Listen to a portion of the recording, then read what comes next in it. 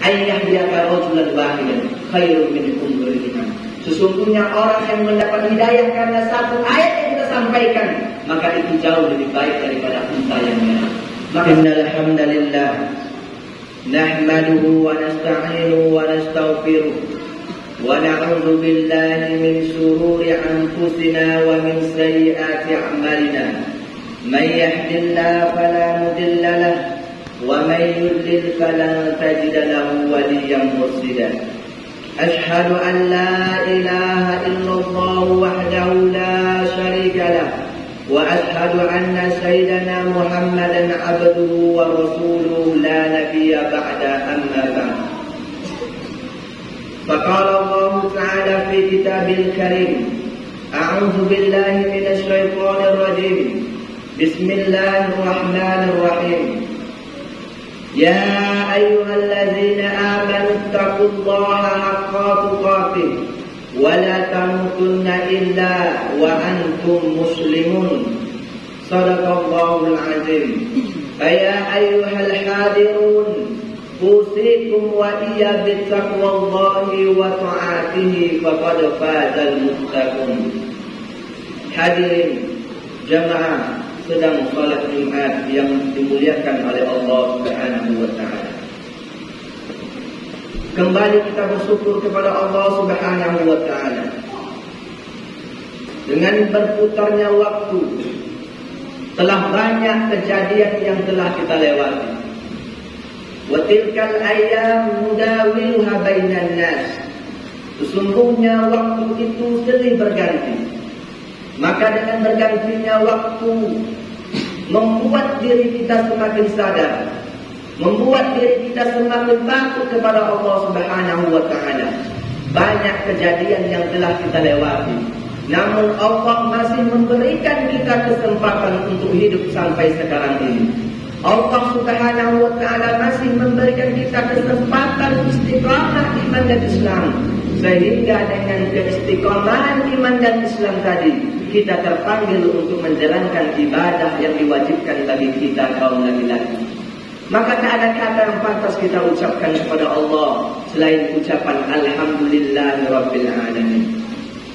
Tidak terhenti dengan ucapan, maka kita tingkatkan ibadah kepada Allah dengan menjalankan apa yang diperintahkan oleh Allah dan menjauhi apa yang dilarang oleh Allah Subhanahu wa taala. Kaum muslimin sedang jemaah Jumat yang dimuliakan oleh Allah Subhanahu wa taala.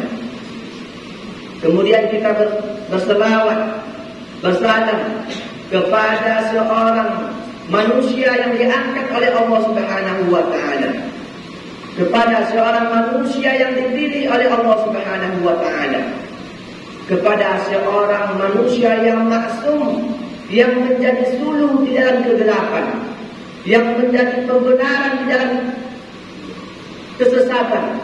Dialah Nabi kita Muhammad sallallahu alaihi wasallam, yang mana Nabi Muhammad sallallahu alaihi wasallam orang yang sangat sibuk nanti di akhirat, di mana anak tidak lagi peduli kepada ayahnya, di mana ayah tidak lagi peduli kepada anaknya, seorang istri tidak lagi peduli kepada suaminya, dan suami tidak lagi peduli kepada istrinya. Maka siapa yang peduli kepada kita, yaitu Nabi Muhammad SAW. Maka senantiasalah kita berselawat kepada beliau dengan ucapan Allahumma sholli ala Muhammad wa ala ali Muhammad. Semoga kita bisa istiqamah dalam sunnahnya, akhir hayat mendapatkan husnul khatimah, dan nanti di akhirat mendapatkan syafaatul usma yang hanya bisa diberikan oleh Nabi Muhammad SAW. Kaum muslimin sedang jemaah Jumat yang dimuliakan oleh Allah Subhanahu wa taala. Di sini khatib tidak akan pernah bosan-bosannya berwasiat kepada diri khatib sendiri dan umumnya kepada kita semuanya. Untuk apa? Fatazawwadu fa inna khairaz zadi taqwa. Untuk berbekal, karena sebaik-baik perbekalan adalah ketakwaan kita kepada Allah Subhanahu wa taala.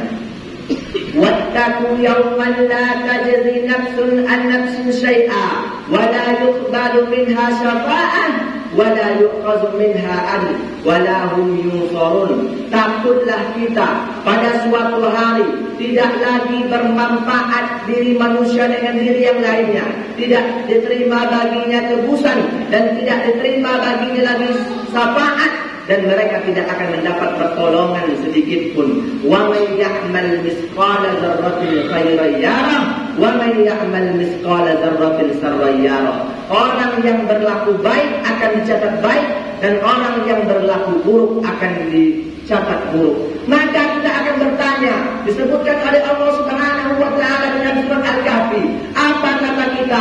Ma li hadzal kitab la yughadiru saghiratan wa la kabiratan illa ahsaha.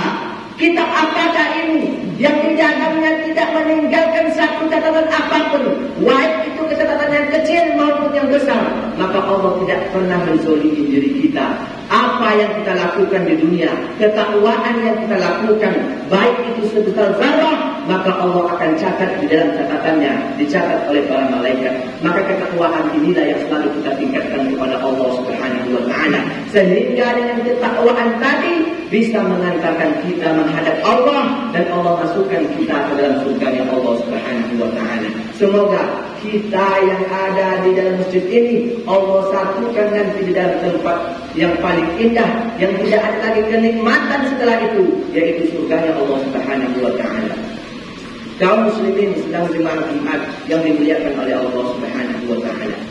Pada kesempatan khutbah yang singkat ini, kita akan memberi judul khutbah ini dengan keutamaan bulan Dzulhijjah. Nabi Muhammad sallallahu alaihi wasallam bersabda, apa kata Nabi Muhammad sallallahu alaihi wasallam? Ma min ayyamin amal salihan ahabbu ila Allah hadhihi al-ayyam. Inilah hari adalah perbuatan yang saleh yang paling dicintai oleh Allah Subhanahu wa taala kecuali hari ini, yakni ayyamul asr, yaitu 10 hari di bulan Dzulhijjah. Apa perbuatan soleh yang harus kita tingkatkan? Banyak. Nabi Muhammad SAW di riwayat lain mengatakan, fa'aksaru fihinna minat tahlili wa tahmidi wa takbiri. Amal soleh yang paling utama adalah dengan bertahlil, bertahmid, dan bertakbir kepada Allah Subhanahu wa taala. Memperbanyak zikir kepada Allah Subhanahu wa taala. Makna takbir, makna tahlil, makna tahmid adalah suatu ketauhidan kita kepada Allah Subhanahu wa taala. Maka amalan yang paling saleh yang dilakukan oleh seorang hamba di 10 awal bulan Dzulhijjah ini adalah dengan memperbanyak ketauhidan kepada Allah Subhanahu wa taala. Memperbanyak amal saleh, dan amal saleh yang paling dicintai oleh Allah Subhanahu wa taala adalah bertahlil, adalah dengan bertahmid, adalah dengan bertakbir kepada Allah Subhanahu wa taala. Maka banyak amalan saleh yang kita lakukan kepada Allah Subhanahu wa taala. Mulai dari tanggal 1 Dzulhijjah sampai 10 Dzulhijjah. Maka itu adalah hari-hari yang baik, yang lebih dicintai oleh Allah Subhanahu wa taala bagi kita apabila kita beramal di dalamnya. Maka amalan yang paling utama adalah meningkatkan ketauhidan kita kepada Allah Subhanahu wa taala. Ketika ketauhidan telah kita tingkatkan kepada Allah Subhanahu wa taala, maka apa amalan yang mesti kita lakukan adalah amalan berpuasa di hari-hari yang disebutkan. Amal soleh yang kita lakukan di 10 bulan awal bulan ini adalah bermacam-macamnya, dan salah satunya adalah dengan berpuasa.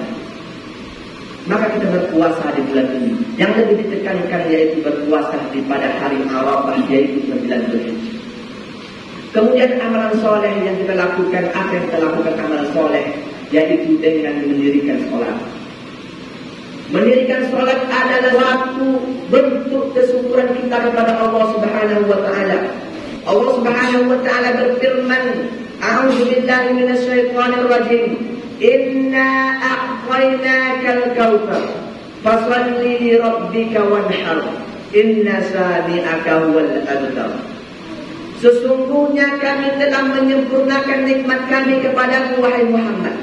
Ketika Allah Subhanahu wa ta'ala telah menyempurnakan nikmatnya kepada Nabi Muhammad, juga telah menyempurnakan nikmatnya kepada para sahabat Nabi Muhammad, dan juga telah menyempurnakan nikmatnya kepada kita semua.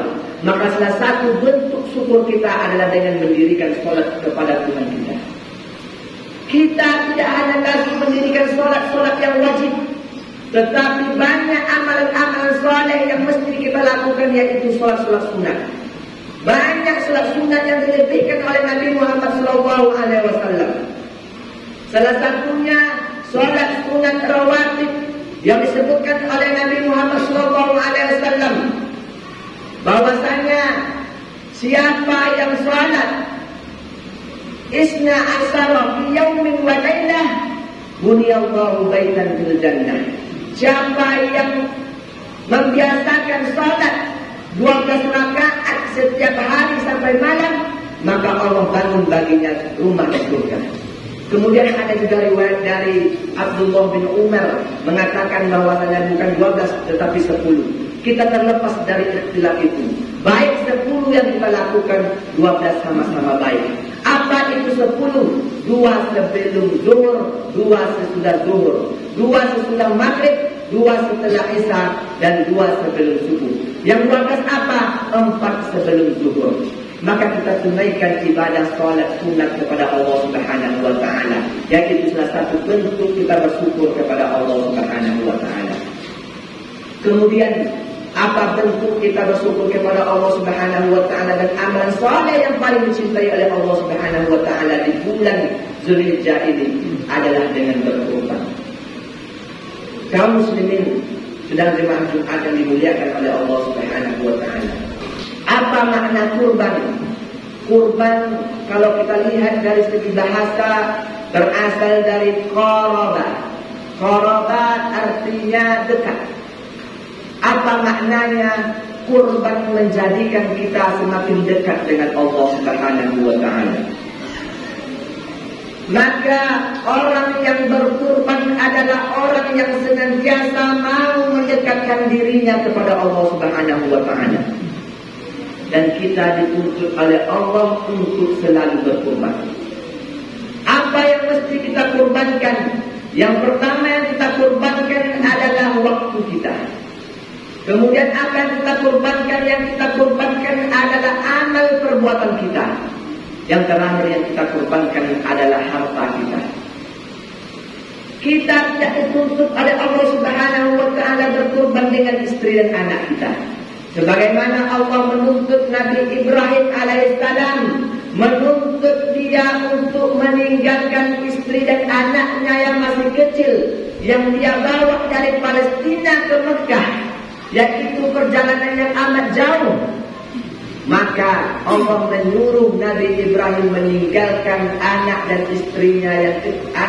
istrinya, dan anaknya masih kecil di suatu tempat disebutkan oleh Allah Subhanahu wa ta'ala dalam Al-Quran. Apa kata Allah? Biwadin ghairi zizar'in, di suatu tempat yang tidak ada kehidupan di dalamnya.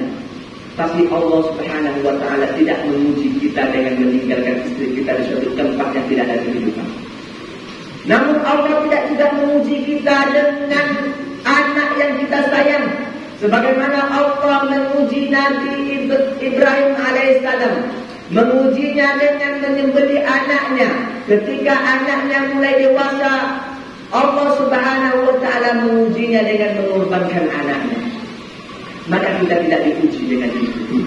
Namun kita diuji dengan apa? Allah Subhanahu wa ta'ala menguji kita dengan waktu kita. Sudahkah waktu kita kurbankan kepada Allah Subhanahu wa ta'ala? Sudahkah waktu kita gunakan untuk beribadah kepada Allah Subhanahu wa ta'ala? Sudahkah kita berkorbankan waktu kita untuk hadir kepada Allah lebih awal? Namun masih banyak orang yang lebih cinta dengan waktu dunianya daripada panggilan Allah Subhanahu wa ta'ala. Dan setiap Jumat, berapa banyak kita lihat kaum muslimin yang datang terlambat untuk sholat Jumat. Berapa meruginya Karena kata Allah Subhanahu wa taala melalui lisan Nabi Muhammad SAW, amalan salat Jumat batas dicatatnya adalah ketika azan muazzin pada hari Jumat. Namun bagaimana dengan kita yang tidak mau mengorbankan untuk lebih awal datang ke masjid untuk salat Jumat? Maukah kita menjadi orang yang rugi, yang hadir dalam saat salat Jumat, tetapi catatan kita tidak dituliskan oleh para malaikat? Tidakkah kita rugi ketika kita bekerja di suatu perusahaan, namun kita hadir, tapi kehadiran kita tidak dianggap hadir oleh perusahaan, maka gaji kita tidak akan turun. Namun bagaimana dengan Allah? Allah Subhanahu wa taala mewajibkan kita salat Jumat, tetapi catatan kita tidak ada di hadapan Allah Subhanahu wa taala. Berapa meruginya kita? Kita dipanggil oleh Allah Subhanahu wa taala dalam panggilan azan oleh muazzin, hayya 'alas shalah, hayya 'alas shalah. Marilah menuju salat. Namun dunia lebih besar bagi kita daripada Allah. Kita katakan Allahu Akbar, namun dunia lebih penting bagi kita daripada panggilan Allah. Tidakkah kita sadar makna kurban sebenarnya adalah membuat kita semakin dekat dengan Allah, semakin dekat, semakin awal dengan menghadapi panggilan Allah Subhanahu wa taala. Maka sudahkah kita berkurban dengan waktu kita yang telah diberikan oleh Allah Subhanahu wa taala kepada kita? Sudahkah kita berkurban dengan waktu kita, dengan amalan kita untuk hadir di setiap panggilan Allah? Sudahkah kita berkorban untuk mau hadir di majelis ilmu yang hadir dan dibuat di masjid di setiap malamnya? Tapi sayang, berapa banyak masjid kita lihat yang hadir hanya orang tua. Bagaimana dengan anak mudanya? Mereka sibuk dengan dunianya sehingga lupa bahwasanya kematian tidak pernah memandang umur apabila sudah tua. Maka kita korbankan waktu kita untuk hadir di majelis ilmu, untuk mengisi waktu kita di hadapan Allah Subhanahu wa taala. Kemudian yang terakhir, kita dituntut oleh Allah Subhanahu wa taala berkorban dengan harta kita. Harta yang kita simpan akan kita tinggal. Wa ma akalta fa aftaita. Apa yang kita makan itu akan busuk. Au labista, dan apa yang kita pakai itu akan laku. Au tasaddaqta, dan apa yang kita infakkan di jalan Allah itulah yang akan nanti menjadi penolong kita di hadapan Allah Subhanahu wa taala. Sebentar lagi kita akan menghadapi atau merayakan yang namanya Hari Raya Idul Adha. Adha artinya penyembelihan. Sudahkah kita luangkan harta kita untuk ikut berkorban di jalan Allah Subhanahu wa taala? Sudahkah kita mendaftar sebagai peserta kurban? Atau jangan-jangan kita masih tamak dengan harta kita? Atau jangan-jangan kita masih kikir dengan harta kita? Atau jangan-jangan biaya beli rokok kita jauh lebih besar daripada harta yang kita gunakan untuk berinfak dan berkorban di jalan Allah? Berkorban mungkin 2.700.000 lebih kurang. Kalau dibagi selama 1 tahun itu lebih kurang cuma 200 lebih. Sementara biaya rokok kita 20.000 satu hari, dikali 30 hari itu 600.000. Namun untuk berkorban sangat berat tangan kita untuk menyimpan berkorban di hadapan Allah Subhanahu wa taala. Maka sesungguhnya kata Nabi Muhammad SAW, sehingga Nabi pada saat khutbah dia mengatakan, man wajada sa'atan falam yudahi la taqrabal musallana. Jangan kita berani sholat di saat Hari Raya Idul Adha, sementara Allah memberikan kita harta yang berlebih, tapi kita tidak mau berkorban di jalan Allah Subhanahu wa taala. Jangan dekati tempat sholat kami, kata Rasulullah SAW. Maka makna kurban yang sebenarnya, mau kita dengan kurban itu semakin membuat kita qarib, semakin membuat kita dekat dengan Allah Subhanahu wa taala. Setelah Idul Adha, maka semakin kita tingkatkan amalan kita, yang amalan itu membuat kita dekat dengan Allah Subhanahu wa taala. Maka insya Allah apabila kurban lewat dan kita memaknai kurban dengan sebenarnya, maka kita berhasil melalui hari raya kurban dengan tanda ketaatan kita kepada Allah Subhanahu wa taala semakin meningkat. Kedekatan kita kepada Allah semakin dekat. Maka itulah manusia beruntung disebutkan oleh Allah Subhanahu wa taala. Semakin bertambah hari, semakin taat dan semakin dekat dengan Allah Subhanahu wa taala. Fa'tabiru ya ulil absar la'allakum tuflihun. Alhamdulillah. Wassalatu wassalamu ala Rasulillah Sayyidina wa maulana Muhammad ibn Abdullah wa ala alihi wa ashabihi wa man tabi'ahu wa mawala. Subhanaka la ilma lana illa ma 'allamtana innaka antal alimul hakim. Rabbi shrah li sadri wa yassir li amri wahlul 'uqdatam min lisani yafqahu qawli. Fa ya ayyuhal hadirun أوصيكم وإياي بتقوى الله وطاعته فقد فاز المتقون. وقال الله تعالى في كتابه الكريم أعوذ بالله من الشيطان الرجيم بسم الله الرحمن الرحيم والعصر إن الإنسان لفي الخسر إلا الذين آمنوا وعملوا الصالحات وتواصوا بالحق وتواصوا بالصبر. Demi masa, demi waktu, Allah Subhanahu wa taala bersumpah kepada kita demi waktu. Berarti ketika Allah bersumpah demi waktu, berarti ada yang sangat penting di dalam waktu. Apa pentingnya waktu? Kita tidak pernah lepas dari yang namanya waktu.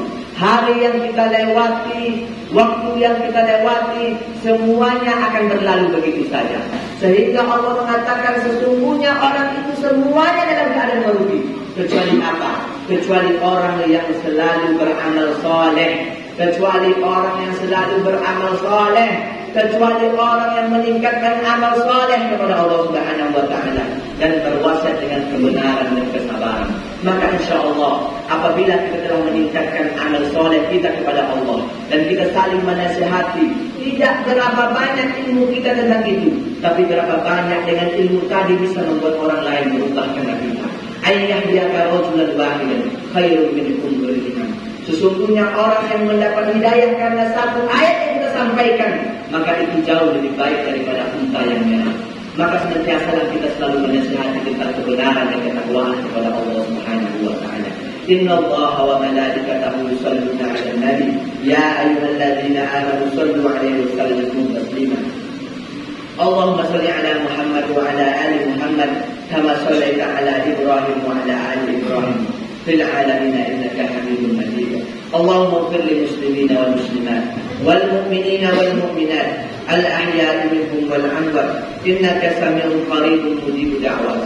Amin amin ya qadil hajat. Allahumma inna nas'aluka al-huda wat-tuqa wal-ghafaf wal-ghina. Allahumma ighfir lana dhunubana wa liwalidayna warhamhuma kama rabbayana shaghira wa li jami'il muslimina wal muslimat wal mu'minina wal mu'minat al ahya'i minhum wal amwat innaka sami'un qaribun mujibud da'wat. Amin amin ya qadil hajat. Allahumma ansurna ikhwanal muslimin wal mujahidin fi kulli makan ya arhamar rahimin. Rabbana atina fid dunya hasanah wa fil akhirati hasanah wa qina adzaban nar. Ibadallah, inna Allaha ya'murukum bil adli wal ihsan wa ita'i dzil qurba wa yanha 'anil fahsya'i wal munkar wal baghi. Ya'idzukum la'allakum tadhakkarun wa la dzikrullahi akbar. Aqimus shalah.